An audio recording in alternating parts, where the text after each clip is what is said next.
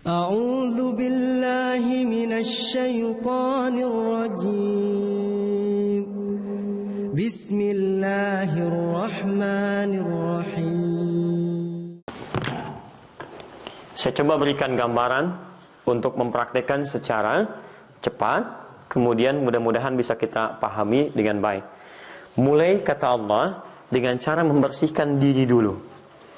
Ya, disebut dengan wudu. Secara bahasa, kalau kita ambil bahasa tekstual, wudu itu punya arti dari kata widha'ah, yang berarti nadhafah wal husnu, sesuatu yang bersih, wal husnu, dan baik. Husnu itu dari kata hasan. Ya, hasan itu bukan cuma baik wudunya, tapi ada dampak kebaikan. Jadi pengaruh wudu itu ada dampak kebaikan dalam sifat dan sikap. Jelas ya? Baik, mari kita lihat pelan-pelan. 1. Faghsilu wujuhakum. 2. Wa aydiyakum ilal marafiq. 3. Wamsahu biru'usikum. Yang keempat, wa arjulakum ilal ka'bain. Fokus. Secara fikih, kata Quran, dianggap sah wudu itu jika menyempurnakan 4 basuhan utama dulu. Ya. Apa 4 yang dibasuh ini? Jadi teman-teman dipandang sah wudunya jika 4 ini dibasuh. Jadi kalaupun airnya terbatas sampai ukuran aqua, Anda bisa prioritaskan yang 4 ini dulu. Jangan dulu tayamum. Selebihnya disebut dengan sunnahnya. 1. Wajah. 2. Tangan sampai siku. Ingat redaksinya saya tajamkan tangan sampai siku. 3. Saya berikan garis di 3 begini. Mengusap kepala. Usap kepala. Yang keempat, saya kasih garis lagi. Basuh, kembali membasuh kaki sampai 2 mata kaki. Oke, saya mulai dari yang pertama. Redaksinya faghsilu. Faghsilu itu dari kata ghassala. Ghassala itu membasuh. Membasuh dalam bahasa Arab dengan menggunakan ghassala, itu artinya ambil airnya, tumpahkan di tempat yang akan dibasuh. Jadi begitu air diambil dan tidak berlebihan dalam mengambilnya, kemudian Anda basuhkan langsung di wajah. Ukuran wajah dari sini sampai ke sini. Dagu, yang punya jenggot pun nanti dibelai jenggotnya. Ini jenggot masuk dalam kategori yang kemudian dibasuh. Bagi yang punya jenggot, dan sunnah hadis dalam jenggot adalah merawat bagi yang punya jenggot. Yang tidak punya jenggot tidak usah memaksakan diri untuk menumbuhkan jenggot. Paham ya? Anda tidak perlu beli obat, beli timun, arang Anda gosok-gosok, gak usah. Nanti saya bahas lain waktulah tentang ini. Jadi sunnahnya yang punya rawat supaya tampil rapi. Jangan juga dibiarkan tidak teratur, tidak disukai. Ibnu Umar pernah memotong jenggotnya untuk merapikannya. Rapi itu yang diinginkan, bukan panjang tidak teratur juga dibiarkan. Atau Anda nggak ada jenggot ingin maksa numbuh-numbuhkan, tidak tepat juga. Jelas ya? Tapi kalau punya kemudian dirawat, salah satunya lewat wudu. Perhatikan wajah, batasan dari sini ke bawah sini, ke mata. Saya belum praktekkan wudunya, cuman baru tunjukkan. Kemudian di belakang telinga yang ini, ya, sampai ke dagu di sini. Nah, ambil airnya, tumpahkan di wajah begini, kemudian kita saput. Perhatikan 2 jemari, 1 telunjuk, yang kedua jempol. Yang telunjuk usahakan bisa membersihkan ini sela-sela ujung mata, yang ini ataupun yang belakang. Di begitu Anda tumpahkan, boleh Anda terbuka baik ataupun tertutup, di sini tidak disebutkan. Yang penting Anda basuhkan, kemudian Anda bersihkan ini, dan otomatis yang jempolnya ini ke belakang seperti ini. Ya, paham sampai sini? Ya, paham. Baik, kemudian mulai Anda selai misalnya bagian yang punya janggut dan seterusnya. Ini yang disebut ghassala. Di poinnya ambil airnya, kemudian tumpahkan, basuh, ini ghassala. 2, teruskan dulu. Tangan sampai siku. Wa aydiyakum ilal marafiq.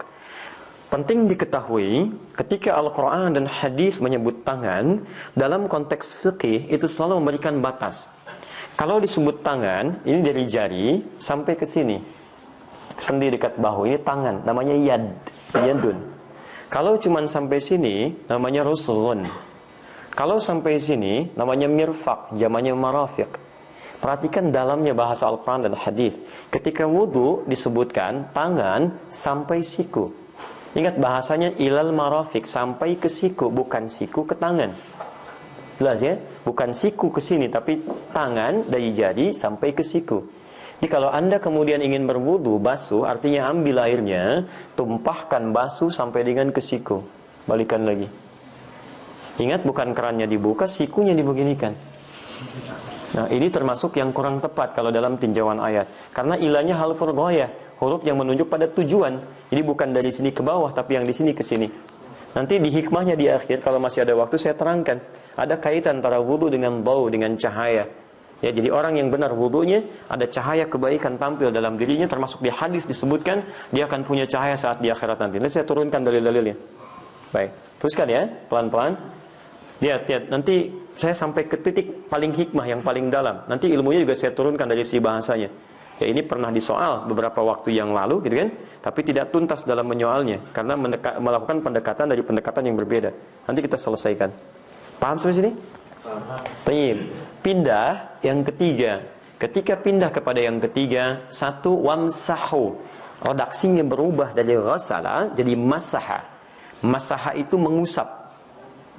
Mengusap yang dimaksud di sini, ambil airnya, buang begini, baru diusapkan. Jelas ya? Jadi kalau yang tadi tumpahkan langsung di tempat yang akan dibasuh, kalau ini cukup sedikit kemudian usapkan.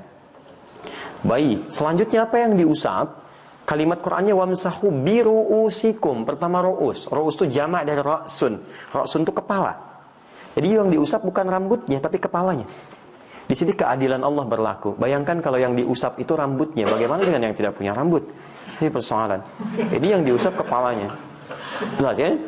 Ini pun sekaligus memberikan kesan bahwa orang yang wudunya cuma mengusap rambutnya, ini menunjukkan wudunya tidak sah.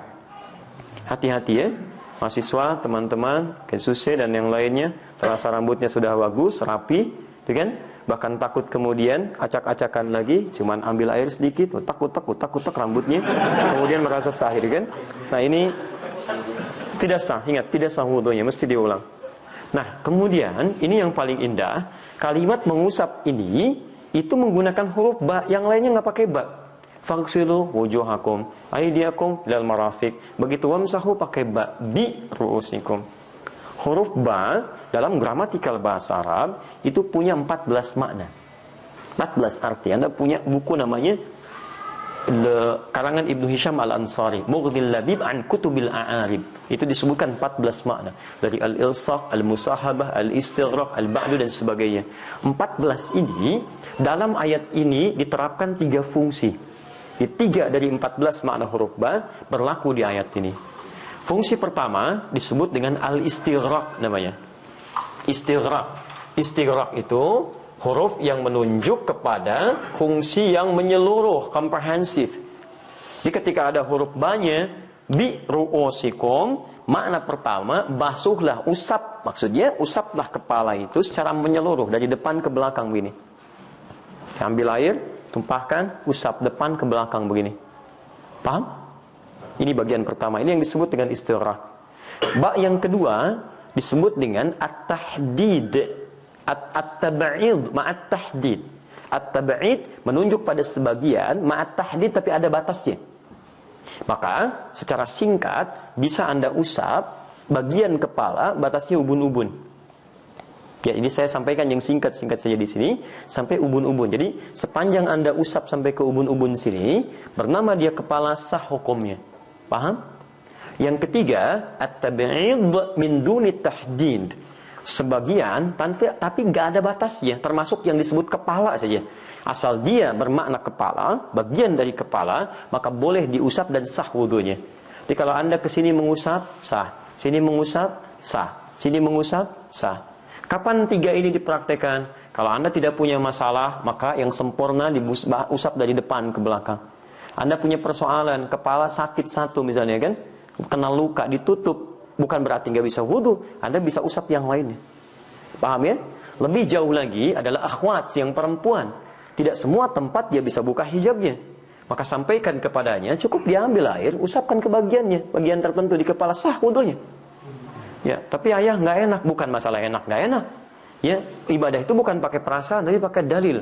Karena kadang-kadang sesuatu yang dibiasakan salah ketika akan benar tidak terbiasa. Nggak ada masalah, usapkan dan sah hukumnya. Jelas sampai sini? Saya suka ada temukan pengaduan karena takut dia belum tahu hukum, akhirnya ambil air utak-utak ke kerudungnya begini. Nah, itu salah, tidak tepat ya. Jadi cukup ambil, usap kemudian ke bagian kepalanya. Mengerti sampai sini?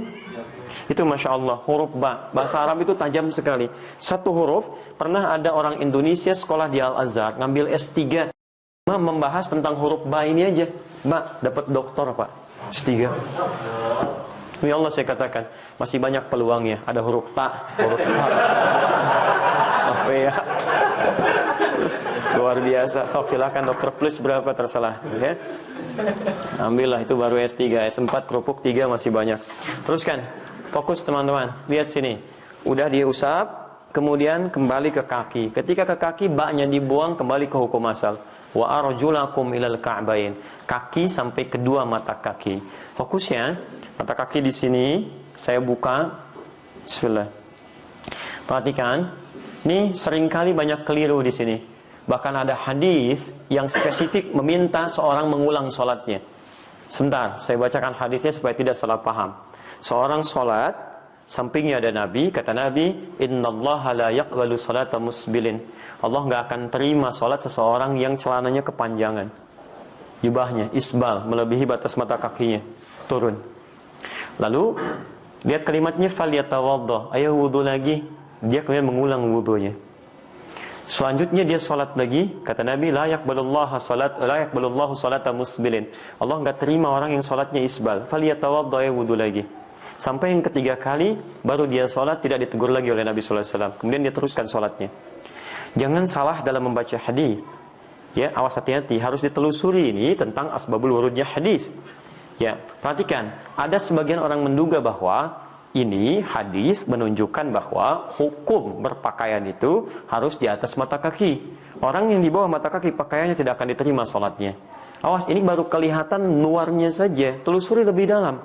Telusuri. Apakah penyebabnya karena pakaian yang isbal atau ada kesalahan dalam sesuatu wudunya? Baik, kita ambil analisis sementara dengan logika dulu, baru kita pahami lewat hadisnya. Orang ini, kata Nabi, tidak akan diterima sholatnya oleh Allah dengan pakaian yang terlampau melewati batas mata kakinya, luber ke bawah. Kalau yang salah pakaiannya, kenapa orang ini tidak diminta oleh Nabi ganti pakaian, tapi disuruh wudu?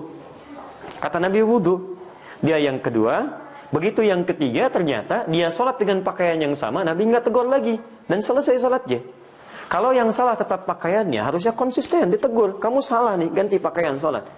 Ternyata ketika ditelusuri, pada yang ketiga ini, dia baru sadar. Nabi begitu tajam merasakan tentang benar tidak ibadahnya, ketika dia wudhu, karena terlampau lebar pakaiannya menutup sebagian kakinya. Ini tidak terbasuh dalam wudhunya. Maka dia menduga ini mungkin yang dimaksud oleh Nabi. Dia singkapkan ini, kemudian basuh seperti ini. Setelah sempurna, Nabi tidak tegur lagi. Jelas ya? Jadi nanti hadis tentang pakaian isbal itu banyak sekali hadisnya. Ada yang menunjukkan ketawadhuan, ada yang menunjukkan kesesuaian dalam berpakaian, ada yang menunjukkan kehati-hatian dalam ibadah. Kita harus seimbang di sini ya. Antum nggak ada masalah kalau pengen misalnya celana di atas mata kaki, nggak ada masalah, silahkan. Ya sesuaikan, nggak ada persoalan. Disebut tidak isbal, tapi juga jangan kemudian, maaf, celananya tidak isbal, tapi mulutnya pada isbal. Ya, celah ini, celah itu, dan sebagainya. Ya, itu tidak tepat dalam konteks ini. Ya, kita harus nanti gali lagi lebih dalam. Cara membasuhnya bagaimana? 3 basuhan. 3 basuhan itu bukan harus 3. 3 itu batas maksimal untuk menyempurnakan. Kalau 1 sudah baik, cukup. Nah, bagian kaki bagi 3. 1, Anda sela-sela dulu ini. Ini ya, fokus. Pakai jari kelingking ya. Sunahnya pakai jari kelingking. Ustadz, kenapa nggak pakai jempol? Kegedean, udah gampang. Biar nggak banyak diskusi ya. Jadi ini sudah. Kemudian ambil bagian kedua, sapu bagian belakang, baru yang ketiga meratakan keseluruhannya. Hati-hati kotoran di dekat jempol ini. Ya, paham sampai sini? Saya turunkan ya, jelas ya. Baik. Kalau dianggap cukup, kemudian sempurnakan kanan kiri sampai selesai. Ini yang wajib. Jadi ingat, selebihnya sunnah. Kumur-kumur itu sunnah. Ada pahalanya. Istinsyak, menghisap air ke hidung, menghirup dan dikeluarkan lagi, itu sunnah. Telinga itu sunnah. Jadi kalau air Anda misal yang Anda miliki cukup dengan 4 ini, jangan dulu tayamum. Anda maksimalkan yang 4 ini. Anda boleh bisa saja tertinggal dengan misal membasuh telinga, tapi Anda nggak boleh tertinggal dengan yang 4 ini. Anda nggak basuh telinga saat wudu, wudunya sah. Tapi Anda kehilangan satu di antara 4 ini, maka itu yang jadi persoalan. Jelas di sini? Baik, wajah, tangan sampai siku, kemudian mengusap kepala, kemudian yang terakhir membasuh kaki sampai kedua mata kaki. Disebut apa ibadahnya? Wudu. Baik, selesai Anda berwudu, kemudian kita berdoa. Apa doanya?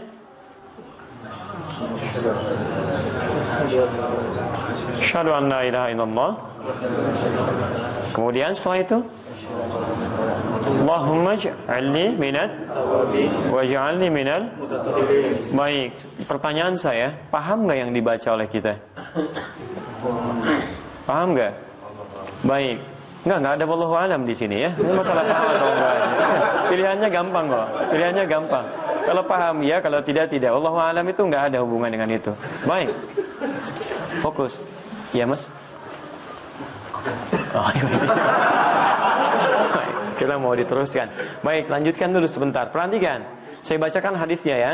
Kemudian kita terjemahkan. Allahumma ja'alni minat tawwabin. Ya Allah, mohon jadikan aku termasuk orang tobat. Pertanyaan saya, kita kan baru wudu. Kenapa doanya doa tobat? Kan baru selesai wudu. Kok doanya doa tobat? Harusnya kita katakan, ya Allah jadikan saya termasuk orang yang wudunya benar. Tapi kenapa bimbingan hadis yang mengatakan saya baru tobat ya Allah? Apa artinya tobat? Tobat itu setidaknya mengakui kesalahan yang pernah dikerjakan, menyesali itu semua dan berjanji tidak mengulanginya lagi. Artinya, kalau orang tobat yang jeleknya hilang, yang baiknya muncul. Baik, saya mau tanya, izin, dari yang kita basuh saat wudu dan kita usap, bukankah itu anggota tubuh yang sering kita gunakan interaksi dalam keseharian? Bukankah itu semua? Mulut untuk bicara, wajah menatap orang, kadang-kadang tidak menyenangkan, tangan untuk digunakan bergerak, kaki untuk melangkah. Perhatikan, telinga untuk mendengar. Kita sering lupa bahwa semua organ itu sering kita gunakan tidak pada tempatnya. Telinga mendengar yang salah, mata melihat yang keliru, lisan bicara pada yang tidak tepat, kaki melangkah pada yang tidak benar. Maka disitulah saat wudu kita bertobat. Itu maksudnya. Di ulama dulu benar bagus wudunya. Jadi begitu dia wudu, dia kemudian berkumur-kumur, itu bukan kotoran fisik aja yang keluar. Kata Nabi kalau wudunya benar di hadis Muslim, bersamaan dengan jatuh tetesan air wudunya, itu kotoran-kotoran di lisannya itu ikut keluar. Jadi yang, mohon maaf ya, yang mencela, yang berdusta, yang gibah, yang itu hilang itu. Seketika karena dikeluarkan. Dosanya ikut keluar kata Nabi, sampai ke ujung kaki. Jadi kalau yang jelek-jeleknya sudah hilang, maka yang baiknya muncul. Yang baik itu yang disebut dengan husnu. Jadi ini yang dibasuh disebut dengan nadhafah, bersih, dampaknya ke hati jadi baik, husnun. Maka muncullah kemudian cahaya-cahaya kebaikan dalam dirinya. Ada aura baik. Jadi orang wudu itu mustahil lisannya kotor. Orang wudu mustahil wajahnya tidak menyenangkan. Orang wudu mustahil kakinya melangkah pada yang buruk, mustahil. Makanya kalau orang benar wudunya, sholatnya pun akan benar. Ini poin pertama. Dari sinilah kemudian terpancar kebaikan-kebaikan dalam dirinya. Sesuatu yang terpancar dengan kuat disebut dengan dhau'un. Itu istiqaq kabir namanya. Cahaya, sinar. Makanya kata Nabi, orang-orang yang wudunya benar. Jadi wudu itu asalnya bukan dari bahasa Arab, itu bahasa syariat. Karena orang Arab gak kenal wudu asalnya. Mereka kenalnya dhau, cahaya. Gak kenal wudu, kenalnya widoa. Makanya diambil istiqaq. Istiqaq itu kata yang diambil dari yang lain untuk dikaitkan sehingga muncul teorinya. Baik, dari sini kata Nabi, satud'a ummati yaumal qiyamati ghurral muhajjalin. Umatku akan dipanggil di hari kiamat dengan cahaya yang luar biasa terpancar dari dirinya. Min atharil wudu, dari bekas wudunya. Syekh Muhammad bin Jibril di sini menyimpulkan, beliau mufti di Saudi. Beliau mengambil bahasa Arab dan kuliah syariah sampai jadi mufti. Dan orang rujukan di Saudi Arabia. Masya Allah, beliau katakan ada korelasi antara wudu dengan cahaya yang Allah berikan pada orang yang benar wudunya. Baik, ini yang disebut dengan istiqaq al-kabir, mengambil satu kata dari kata yang lain karena ada qarinah, keterkaitan, dalil-dalil yang mengkhususkannya. Maka poinnya adalah kita bukan memperdebatkan kata. Poinnya, benar nggak wudu kita? Seharusnya sesuai dengan tuntunan Nabi tadi. Orang yang wudunya benar cenderung bersih, senang dengan kebersihan. Orang yang wudunya benar tampak kebaikan dalam sifat dan sikapnya. Orang yang wudunya benar pasti punya cahaya yang Allah akan berikan, baik saat di dunia dengan cahaya kebaikan ataupun di akhirat dengan cahaya yang sesungguhnya. Paham sampai sini? Maka inilah suasana yang dia bawa dalam sholat. Jadi begitu mau sholat itu, lisannya sudah keluar dari kotoran sampai ke ujung kakinya, mata sudah bersih. Ya, Anda menghadap manusia tampilan bersih, menghadap Allah memang bersih tapi bawa dosa. Ya, kita menghadap Allah itu lebih daripada suci. Allah tuh maha suci, yang maha suci itu bukan cuma bersih luarnya. Kita harus menghadap dengan segala kesucian pada diri kita. Maka dibersihkanlah keseluruhannya. Makanya orang yang wudunya benar itu pasti sholatnya enak, karena dia nggak datang membawa kotoran. Walaupun pakaian sederhana, tapi jiwanya bersih, enak gitu. Pernah lihat orang sholatnya enak gitu kan? Sujud, ruku, padahal mungkin orang itu sederhana luar biasa.